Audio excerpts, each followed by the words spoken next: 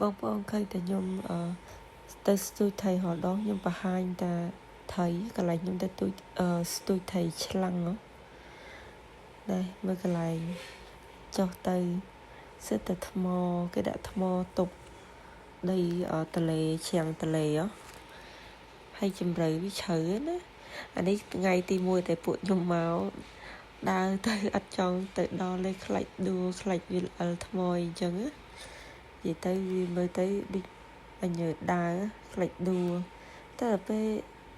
ទៅញយយទៅដដែលញឹកញាប់ទៅជាស៊ាំដើរក៏លឿនហើយដើរវាអត់ក្លាច់អត់អីសូម្បីតែក្មេងកូនខ្ញុំទៅពេលទៅយូរទៅក៏ដើរស្ទាត់កន្លែងដែរអានេះកន្លែងស្ទូចថៃទឹកសាបសម្បូរថៃឆ្លាំងសម្បូរអីចឹងពួកខ្ញុំអាសាទៅស្ទូចទៅខ្ញុំទៅរាល់ទឹកឲ្យថ្ងៃសៅរ៍ខ្ញុំទៅហើយជូនកូនទៅដួសកូនថៃលេងផងហើយកូនខ្ញុំក៏ចូលចិត្តបេះអាពេញប៉ោះសោមហើយកន្លែងហ្នឹងគេធ្វើសម្រាប់ឲ្យយើងអាចស្ទូចថៃបានហើយមនុស្សមកស្ទូចថៃច្រើនគេមានតង់ជិះទូកមានតង់ឈរនិយាយទៅមនុស្សស្ទូចតាមដងទលេហ្នឹងគឺពេញហ្មងអត់ដែរអត់មនុស្សទេណាតែថៃច្រើនណាបងប្អូននៅកន្លែងហ្នឹងសិតតែថៃឆ្លាំងធំនិយាយទៅដាក់ភ្លាមបានថៃនេះមកថៃនេះខ្ញុំអត់ស្គាល់ទេហើយខ្ញុំធ្លាប់ឮតែបងប្អូនខ្មែរគាត់ប្រាប់ថាថៃនឹងវាឆ្អឹងច្រើនចឹងហើយខ្ញុំអត់ដែរយកឲ្យបានថៃនឹងឲ្យមាត់វាវែងដូចមាត់ក្រពើយ៉ាងខ្លាចដែរ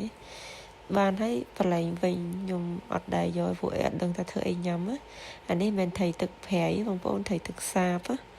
តែវាដូចមាត់វែងហើយចំពោះខ្ញុំយកទៅថៃឆ្លាំងឯងដូចថៃឆ្លាំងអញ្ចឹងតែក៏វាហាងធំជាងថៃឆ្លាំងយើងបងប្អូនឃើញពួកខ្ញុំអាសាស្ទូចថៃចូលចិត្តស្ទូចថៃមិនចូលចិត្តញ៉ាំថៃទេបងប្អូនឯងស្ទូចថៃហើយមកចូលផ្សារមកទិញសាច់គោនិយាយទៅថៃបានតែចូលចិត្តស្ទូចសបាយអីអញ្ចឹងតែស្ទូចហើយយកទៅដាក់ទូក្នុងទូកកទូអីអញ្ចឹងមកដើរផ្សារទិញសាច់គោសាច់ចឹងនិយាយថាភាគច្រើនសាច់ជ្រូកអត់សូវចូលចិត្តញ៉ាំតែសាច់គោ